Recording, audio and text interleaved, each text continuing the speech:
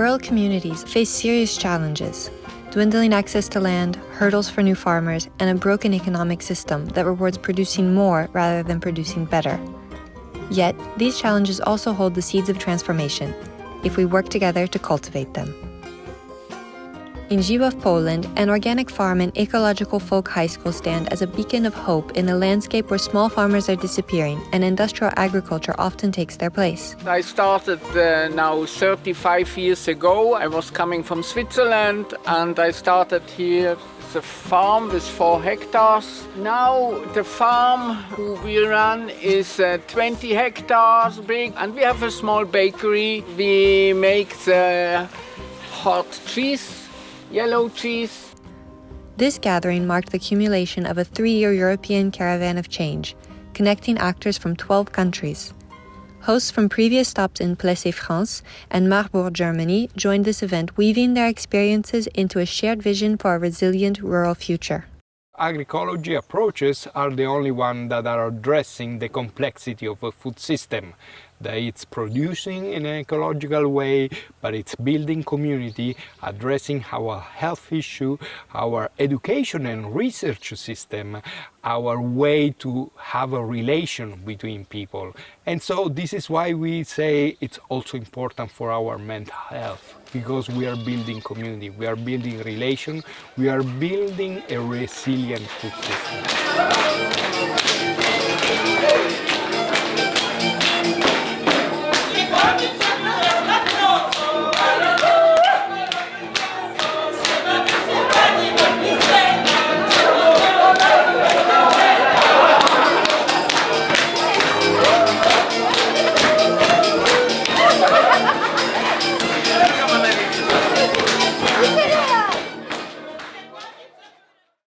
Solving rural problems starts with seeing them, understanding them.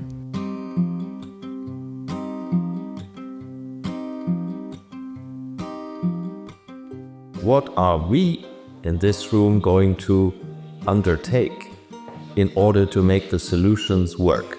Discussions revealed how participatory democracy can help communities reclaim their voice, fostering stronger local decision-making. The case study of bioregional weaving labs emerged as a powerful tool for linking local economies and entrepreneurs with ecological activists, creating networks and leadership for resilience. Meanwhile, reflections on the divide between rural and urban people and between citizens and politicians underscored the importance of building trust, empathy, and mutual understanding to overcome populism and confrontation. Having very different stakeholders in one room, we build relationships between each other. It is possible to talk, to do a real talk, and to look on solutions, find ways together to find these solutions. As different as the local areas are we are working in, the lessons we learned nearly the same. And it's about these virtues and values and how to communicate and how to find a language between all the people. What I really love so far and what I learned here is the examples, the projects that's been developing in all the different countries. For us, that's really inspiring, and that's exactly what we want to support further, you know. So quite a lot of different projects could be really valuable for our colleagues as well in the different bioregions. So I'm hoping to try to match that further. Mówiliśmy o projektach Erasmus+, ale też o tym, żeby nie tylko iść w edukację dorosłych, ale też, żeby zrobić specjalny projekt Erasmusa dla rolników.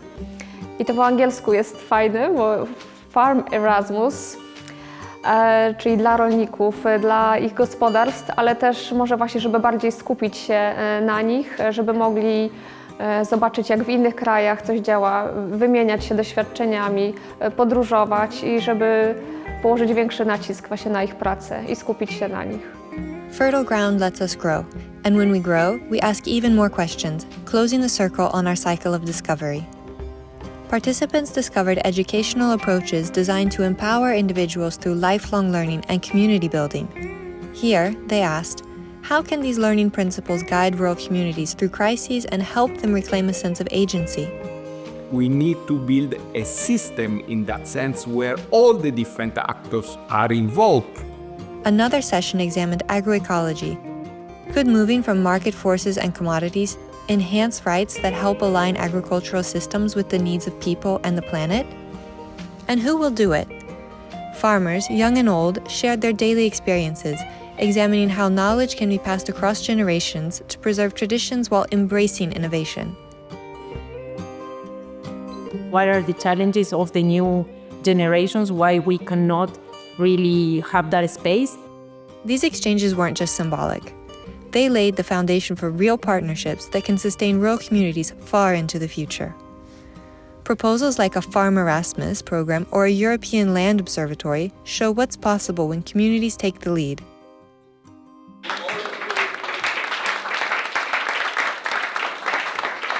So yes, those solutions can address some specific problem for farmers, some policies aspect, but also and especially how the community can all together with involving all the different actors of the food system, looking at agriculture not only at the production side, but the food system at its whole, so all the different actors, and there is a lot of solution in that sense, involving all the community that can be really the way through.